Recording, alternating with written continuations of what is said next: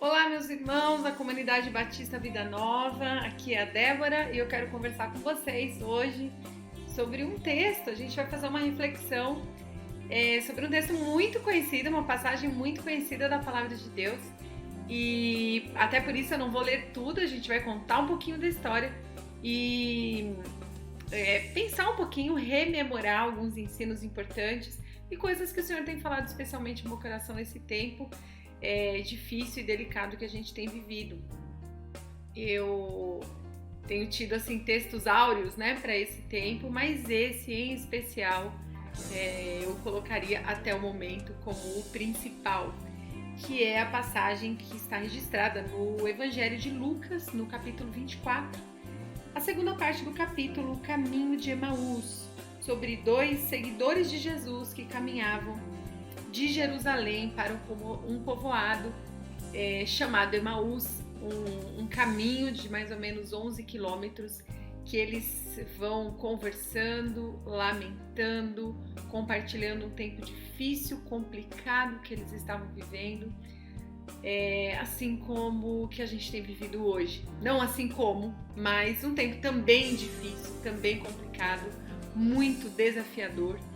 E o texto diz que eles iam debatendo e conversando e falando, e chega um homem.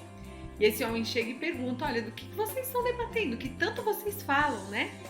E eles parecem-me que ficaram um pouquinho até espantados e não sei se irritados, mas assim, um deles, chamado Cleopas, respondeu: você deve ser a única pessoa em Jerusalém que não sabe das coisas que aconteceram lá nos últimos dias.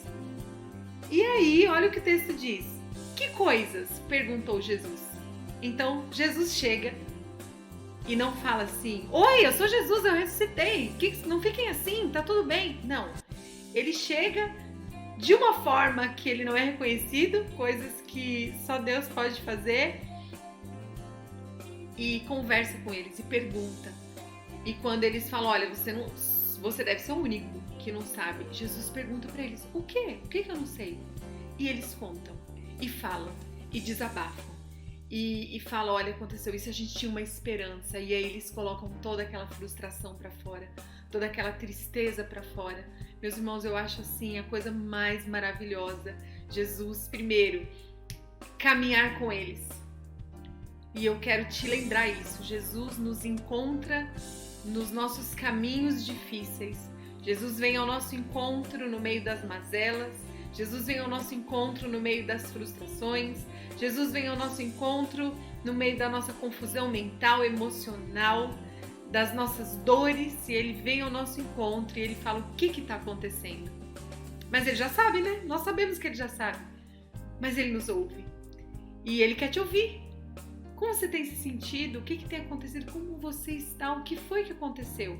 E depois que eles falaram e contaram, Jesus vem e fala: olha, vocês estão agindo como tolos. Vocês não sabem que era para ter acontecido? E Jesus, ao invés de já se revelar ou contar alguma coisa sobre aquele momento, não.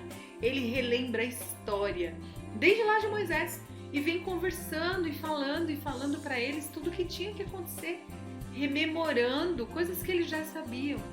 Então Jesus também nesse tempo pode te fazer lembrar. Jesus, ele pode te contar coisas. Jesus pode te esclarecer de uma forma que só ele vai fazer. E quando Jesus chega, e os discípulos ainda não sabiam, quem ele era, quem era aquele homem, mas eles chegam, já era muito tarde, naquele vilarejo, naquele lugar, e faz que vai embora. Eles falam: não, tá tarde, fica aqui. E ele fica. Os homens não sabiam que era Jesus, mas aquela pessoa, aquela presença, aquela conversa os impeliu a dizer: fica aqui. Meus irmãos, os seguidores de Jesus deveriam ficar em Jerusalém, eles não tinham que seguir para nenhum outro lugar. Mas é verdade que no meio das dificuldades, frustrações, desesperos, dores, a gente dá passos errados, a gente se equivoca, a gente tem os olhos fechados e confusos, mas Jesus vem e ele nos encontra neste lugar. Não para nos acusar, mas para nos resgatar, para conversar com a gente, para redimir e para nos colocar no prumo. E Jesus entra naquela casa, fica com eles, se assenta à mesa com eles. E neste momento da comunhão da mesa, olha que coisa mais especial, Jesus parte o pão e no tempo da comunhão, da conversa íntima, no lugar da aproximação, da intimidade que é a casa, da aproximação que é a mesa, Jesus parte o pão e então os olhos deles é aberto e eles percebem quem é que está ali o tempo inteiro com eles, e quando eles se dão conta, Jesus não pode mais ser visto ali.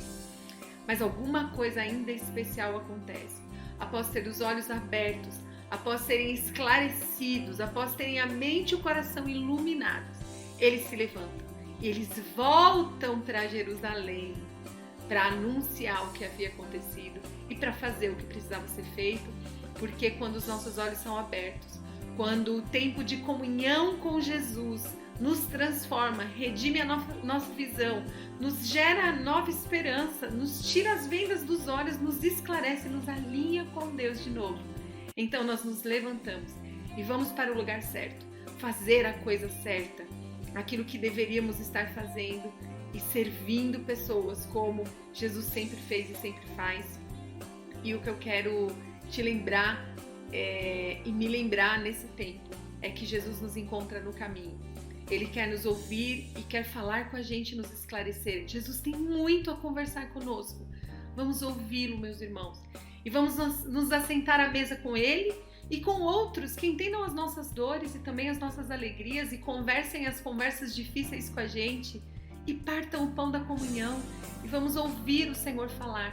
Que o nosso lugar de mesa seja um ambiente de revelação, de ouvir o Senhor, de ter a presença dEle, que o ambiente da nossa casa se encha dessa presença maravilhosa e que a gente fale, fica Senhor, tem um louvor antigo, né?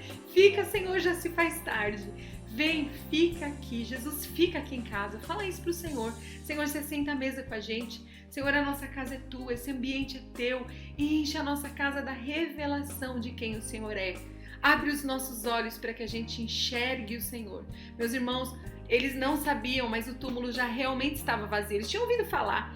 Eles até contam isso. Algumas mulheres disseram que o túmulo está vazio, mas eles não tinham tido a revelação poderosa da ressurreição do Cristo e de que eles estavam vivos, de que Ele estava vivo, dado o tamanho da tristeza e da frustração que eles sentiam. Mas o Senhor é maior do que qualquer tristeza, do que qualquer frustração.